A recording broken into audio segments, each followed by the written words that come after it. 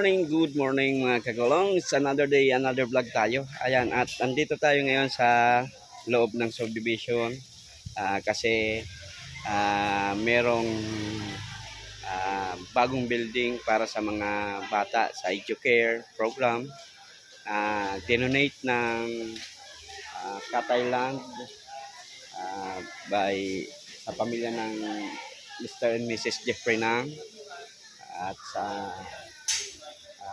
Federation of Filipino Chinese Chambers of Commerce at sa Naga City Filipino Chinese Chambers of Commerce.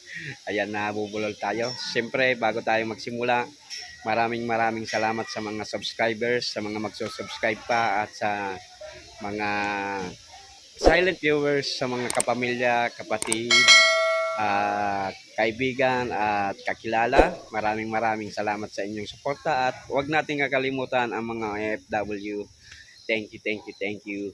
Alright, at samahan niyo po kami ngayon sa pag-turnover nitong building na to na nakikita niyo sa background na binigay ng Katayland at ng Filipino Chinese Chambers of Commerce. Okay. Ayan, at siyempre sa liderato ng ating buting Mayor Lene Robredo. Alright, maraming salamat. At siyempre sa Barangay Local Government Unit of Barangay San Felipe, headed by Kapitan Rodriguez. Tama ba ako? Kay Kapitan Alfonso. Alright, thank you. Alfonso Rodriguez. Maraming salamat po. Samahan niyo po kami. Alright. Ayan, dumating na ang mga sponsor. Alright. At sisimulan na ang pag-blessings ng bagong school building ng ating mga anak. Ayan. Alright.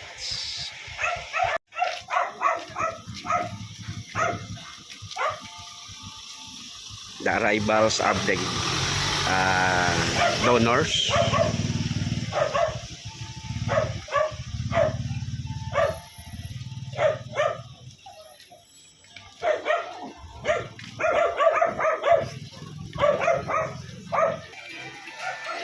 Ayan, ito yung donors. Is donated by Katayland, the good people of San Felipe, and the PFFI, Filipino Chambers of Commerce, Industry Incorporated, and Naga Filipino Chinese Chambers of Commerce. Ayan. Alfonso Rodriguez during the party front. Once again, good morning everyone.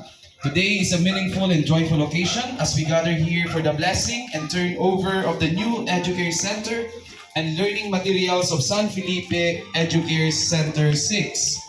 A celebration of shared commitment to education, hope, and the future of our young Nagueños. This activity is made ito yung possible building. through the generosity Pakita and ko sa inyo ang loob ng with building. the Federation of the Filipino Chinese Chambers of Commerce and Industry and the Naga Filipino Chinese Chamber of Commerce and Industry. 2 rooms to, 2 rooms. Support reflects a deep belief that education is a powerful foundation for nation building. And to formally begin our program, may we request everyone to please stand for the singing of the Philippine National Anthem. We invite our city officials together with our guests for the ribbon cutting ceremony,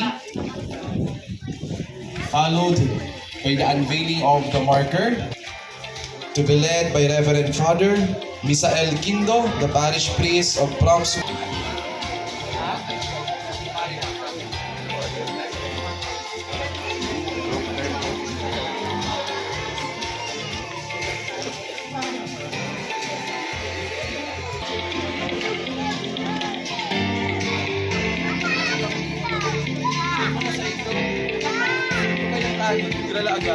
Ayan, siyempre masaya na ang mga anak.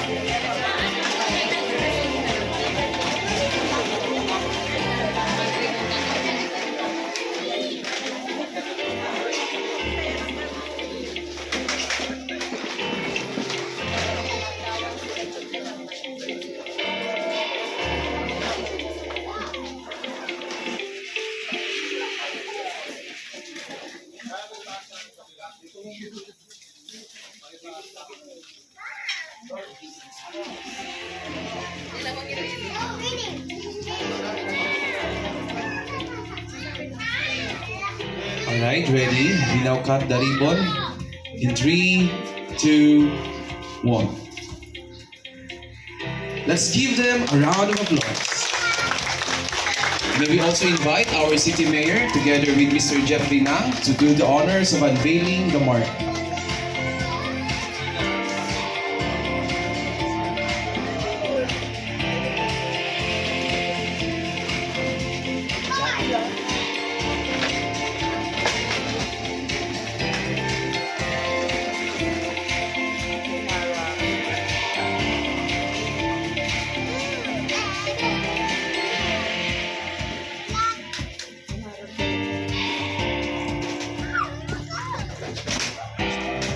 Thank you very much, Mayor Lenny and Sir Jeffrey. And now we proceed with the blessing of the school building to be officiated by Reverend Father Misael Kindo, the parish priest of Prom Sucor Parish.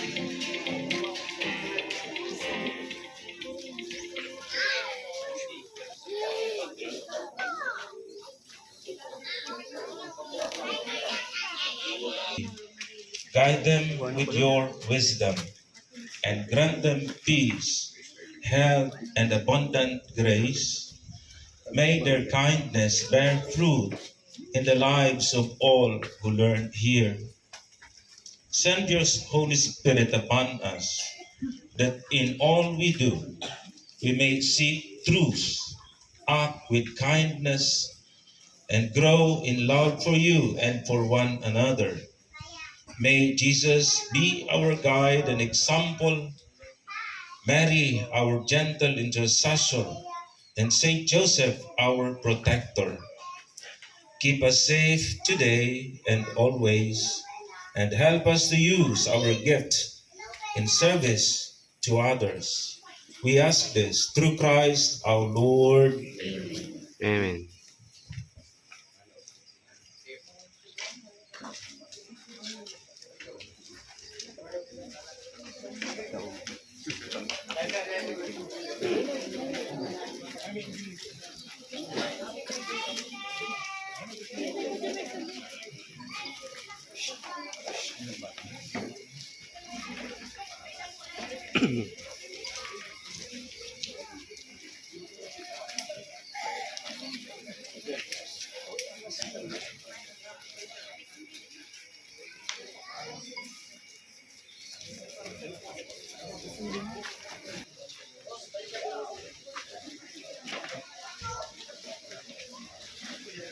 Dapat buksan si Sarong. Ano?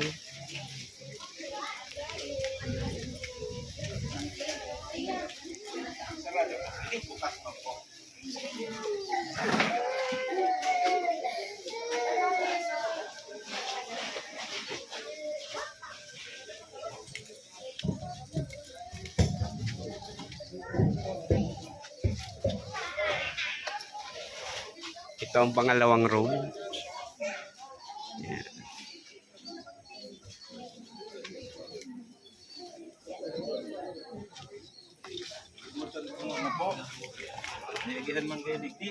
Iyo po.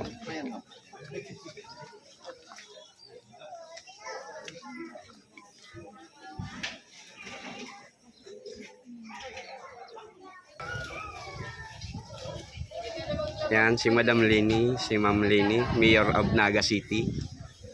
Yan.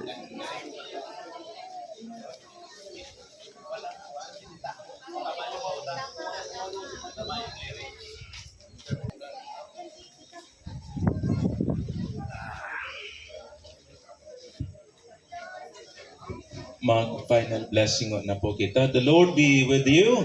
With your spirit. May the Almighty God bless you all, the Father, the Son, and the Holy Spirit. Amen. Congratulations po.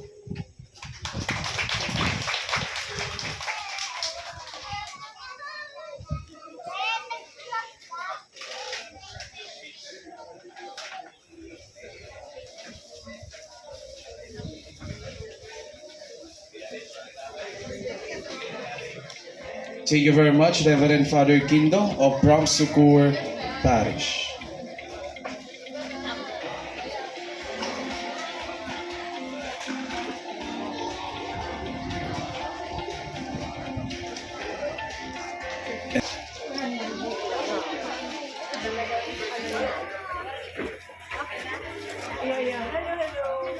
And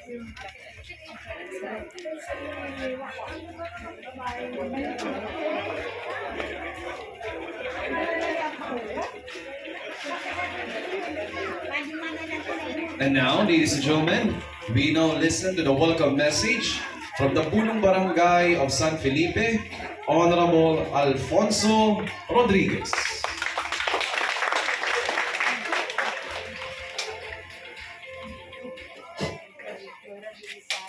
Uh, Good morning, everyone. Siguro, magpibikol na lang po ako. Lawi ako eh.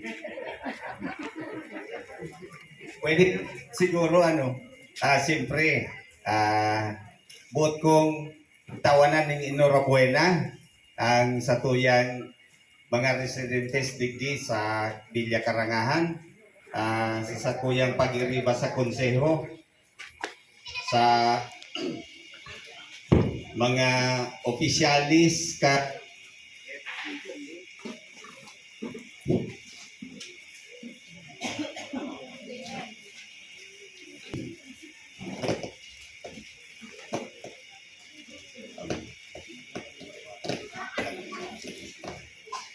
So, sige. Kay Mr. Jeffrey Nang. Si Mr. Hector Oy. At mayo si Mr. Magno. Siyempre, ang pag-iriba kang chamber, both sa Naga and sa Pilipinas, sa nasyonal, sa mga opisyalis kang satuyang siyudad ni Naga, si Ma'am, si Mayor, si Attorney Robredo. Siyempre pala ang pigliliudan ako. Si Ma'am Sara, si Joanne, garong ngayakap, nalingawan mo ako. Sa mga teachers, SK kang satuyang barangay, sa satuya po gabos, Diyos maray na aga. Maray na aga man sa sakuya. So, ining aldaw na ini, duwang bagay ang satuyang pinapasalamatan. Primero, ang si Mr. Oy, si Mr. Magadya Oy, siya po ang pinakapuon kung taano ang chamber nagkaigwan ni kaisipan na maglaag digdig. Subahan mi siya kay... Good morning. Sa satuya pong alkalde, Mayor Lenny Robredo,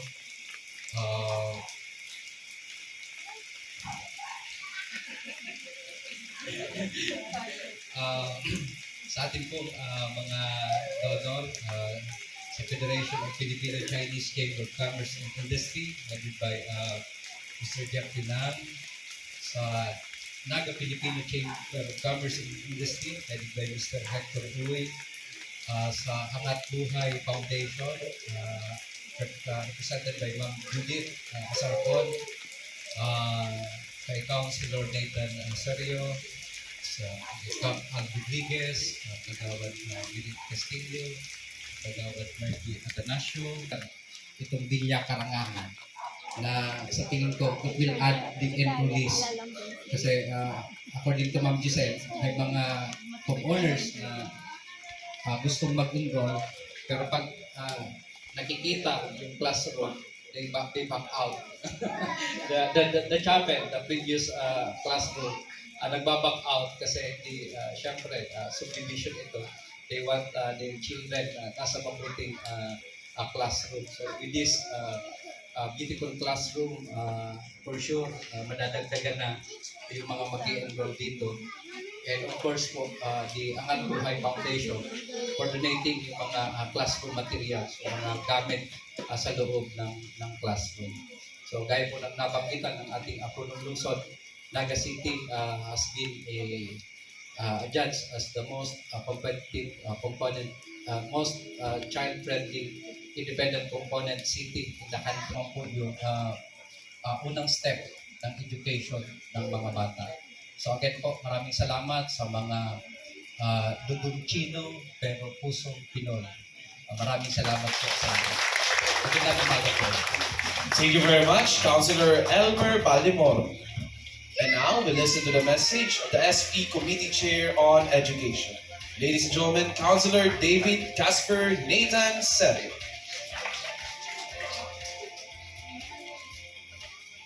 Morning po. Maray na aga. Magandang umaga sa lahat. Nag-aga lang ako mag-Tagalog. Kaso banggit.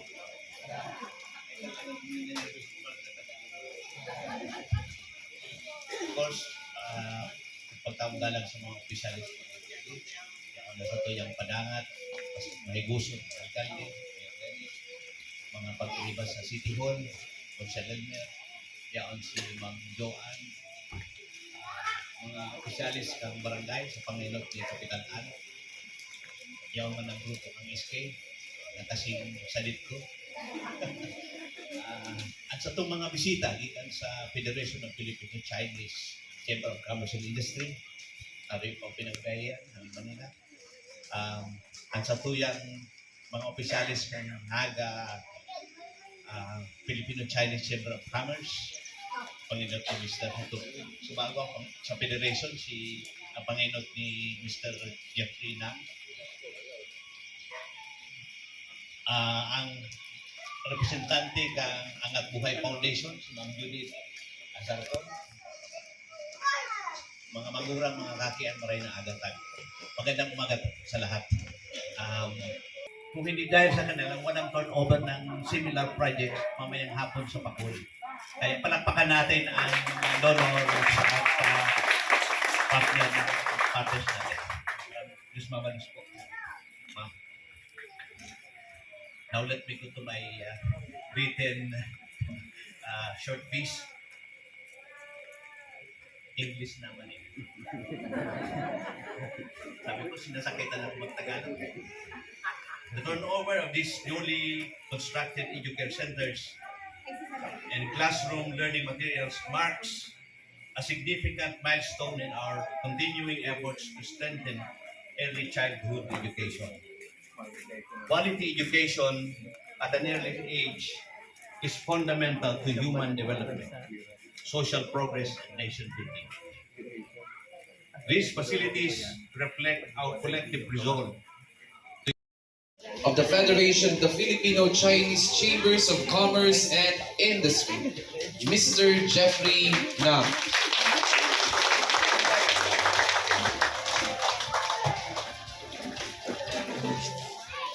Magandang umaga po sa inyo lahat. Mayor Lenny Robredo, the honorable officials of the City Government of Naga, headed by Consihal Elmer and Consihal Nathan, Kapitan Alfonso, dear teachers and students of San Felipe Educare Center, Angat Buhay Board Trustee Judith Azarcon, colleagues from FFCCCII from Manila, headed by Board Member and Welfare Committee Chairman Robert Ang, Vice Chairman Boracarn Prexamar, Vice Chairman Kim Son Kua, Assistant Sec-Gen Gino Chen, and Project Coordinator Carlos Legaspi. Other officials from the Bicol region and Naga Filipino-Chinese Chamber of Commerce, friends, ladies and gentlemen, a pleasant day to all of you. Marhay na Aldao. On behalf of our company, Katayland, and our organization, the Federation of Filipino-Chinese Chamber of Commerce and Industry, it is my great pleasure to turn over this school building to your Educare Center. Thank you very much for your warm welcome. Yesterday, we were in Barangay Tabuco to also turn over school buildings to their Educare centers. Kami po ay humahanga sa Educare Service Program ng City Government of Naga sa layunin nito na magkaroon ng Educare Preschool Center ang bawat barangay. Kaya po, masaya kaming makikibahagi sa programa na to sa pamumuno ng ating butihing leader na si Mayor Leni Robredo.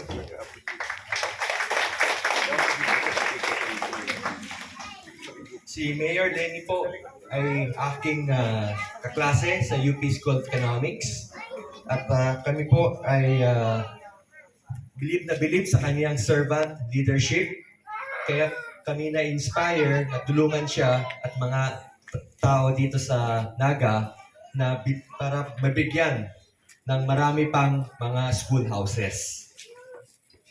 Mahalaga na naiimbag ng preschool education sa paglaki ng isang bata dahil ito ang pundasyon ng kanyang academic, social, at emotional growth. Hinahanda din sila dito bago mag-aral sa formal school. Sa pamamagitan nito, itong mga school buildings ay nakikiisa sa ating hangarin na makapag-aral ng maayos ang ating mga preschoolers. Maray na aga po sa inyo. Sinawika si Ma'am Leni. Buti na ako dahil simpleng tao na kaya. Maray na aga sa inyo po si Kapitan Al Rodriguez sa Kasayan Eribana. Si Ma'am Leni sa Kasayan Eribana po sa Provincial. To Sir Jeff Minang of Federation of Filipino Chinese Chamber of Commerce and his company, and to my company from Naga City, Filipino Church. I have a very simple ano lang. Ang sa kuya kaya, kaming mga kaibahan ni sa Federation. We are dugong Chino, pero we are pusong Pinoy. Gusto kong pasalamatan ang Federation kung may isa dahil kita magkakay kong arkan ng billion para sa edukasyon. Aram-tamang po na ang edukasyon, iyan ang mabuhat sa tuto. Iyan ang matabang sa pag-asinsuga. Kung mayong edukasyon, may kitang umiyak. Pero saan kita mabuhay? Siyempre sa kasaranan. Kaya, pasalamat, tagrabe ang pag-stress ni Mayor Leni na magpuon kita dyan.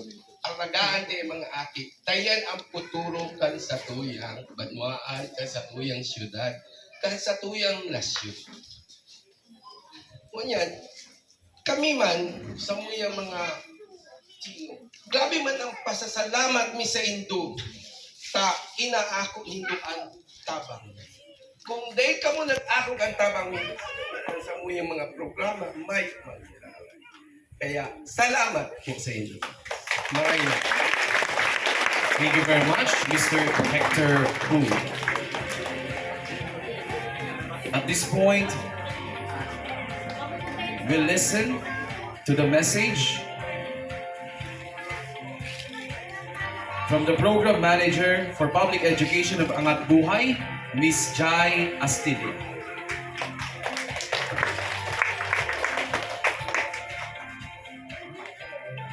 Mahal na aga po sa inyong lahat.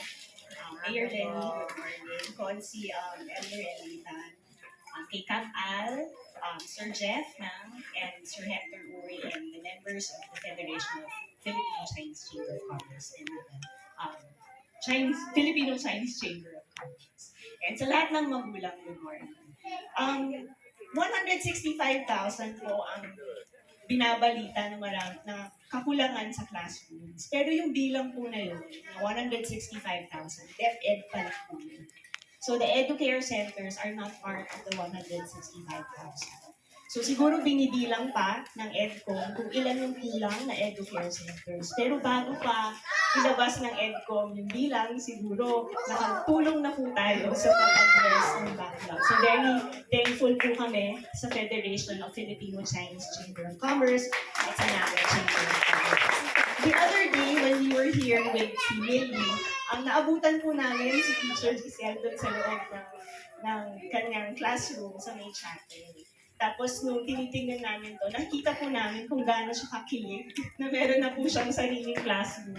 Kasi kinakwento niya, ma'am, pag Monday po, aayusin ko, tapos pag may simba na, pag Friday, kailangan namin iligpit lahat. Tapos yung kanyang TV daw, dinadala pa po nila sa bahay ni Kagawad para po safe yung kanyang mga gamit. So ngayon po, kaninang umaga nung nag-aayos siya, mas lalo po siyang kinilig kasi nakita na po niya yung itsura ng buong classroom niya. So I think this program, Pakita or natin this ang project, classroom. is a very good project because it addresses already yung problema na sinasabi ng EDCOM na kulang sa Educare centers. At pangalawa, yung problema din po na kakalabas lang nila last week na ang mga bata po ay kulang sa mga educational toys sa bahay. Only 40% daw po ng mga bata sa Pilipinas ay may mga libro na meron pong itatayong Educare Center. Nakisanib pwersa na po kami. No? Pero hindi po lang namin binili yung mga gamit. Humingi din po kami ng tulong sa aming volunteer network. So meron po kaming volunteer network, ang Tanglaw ni Teresa. Ito po ay mga graduates po ng St. Teresa's College. So sila po, may experts sila on ECCD. So siya po yung tumulong sa amin na ilista lahat ng gamit na kakailangan for ECCD. At tinulungan din niya po kami i-connect doon sa training provider na pinag-usapan namin ni Teacher Jo na ititrain lahat ng CDWs this April para alam nila kung paano gamitin yung mga gamit ng DBS. So yung mga gamit po, totoo po yung sabi ni Mayor na palagi po namin tinatawagan si Miss Judith, aming boss. Kasi siya, ang forwarding company din po, or logistics company din po niya, ang nagpadala nung ang hininga namin ng tulong para dalhin or i-deliver yung lahat ng materials for the ECCD para dumating po siya. So very important po itong project na to at nakita po namin kaninang umaga kung paano nakatulong at tulong po nito sama-sama po ang barangay para tulungan si Teacher Giselle na pakiligin hindi lang siya, pati yung mga bata. May sumisilip na po kanina, pinag-uusapan namin ni Millie kasi sinisilip na niya, tapos nag-decide na siya alin daw yung una niyang lalagay. So yun po yung gusto natin mangyari, maging excited yung mga bata. And commitment to advancing education and community development. We invite all our guests from the Filipino-Chinese Chamber to witness the signing together with our city officials, barangay officials, and educator teachers.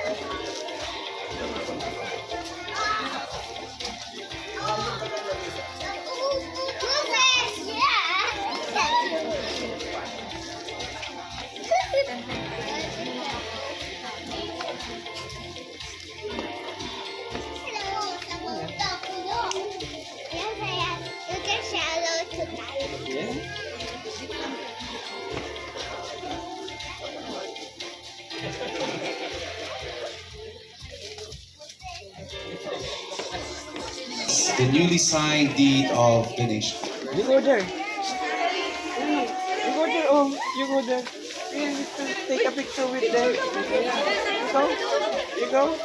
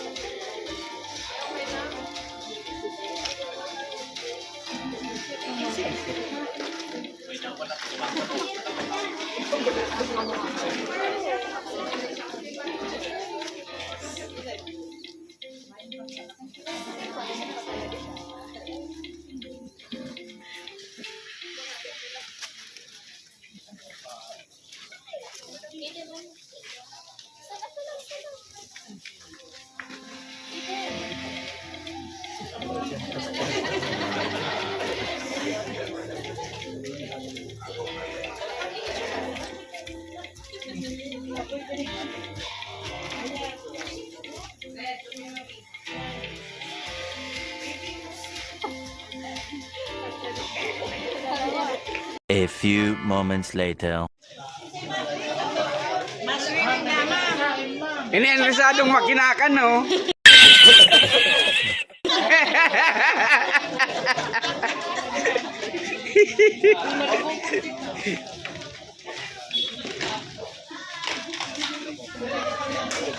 Hanggang ngunyan nagkakakan pa rin.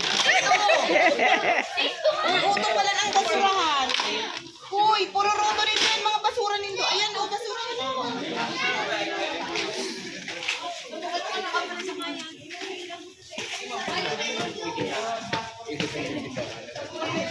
Ito yung dating room ng Educare 6. Pero dahil sa meron ng bagong room, ayan, ito yung ginagawa lang, nilalagyan lang ng partition, ayan.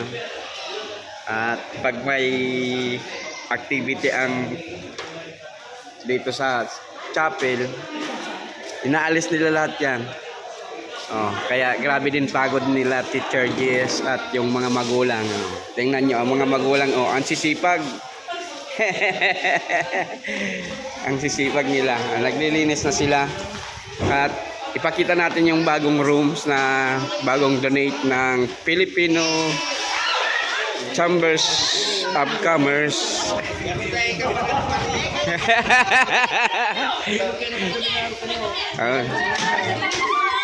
Ayan. Ito may ang dami ng mga visual aids and toys para sa mga bata. Ayan.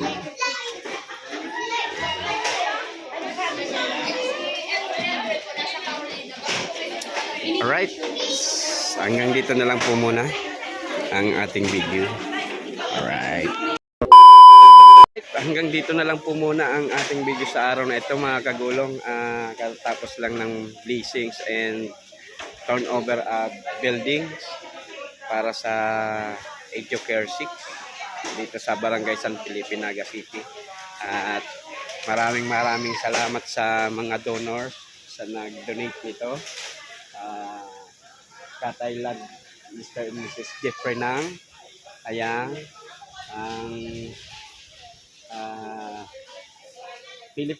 Federation of Filipino Chinese Chambers of Commerce Industry Incorporated and Naga Filipino Chinese Chambers of Commerce. All right. Thank you. At sa lahat sa government, city government of Naga, BLGU, Barangay Local Government Unit of San Felipe. Maraming salamat at siyempre sa mga kay Teacher Jess, sa mga parents, thank you. Hanggang dito na lang po muna ang ating vlog sa araw na ito. Sana po nasa mabuting kalagayan, magandang kalusugan po kayo mga kagulong. Diyos mabalos!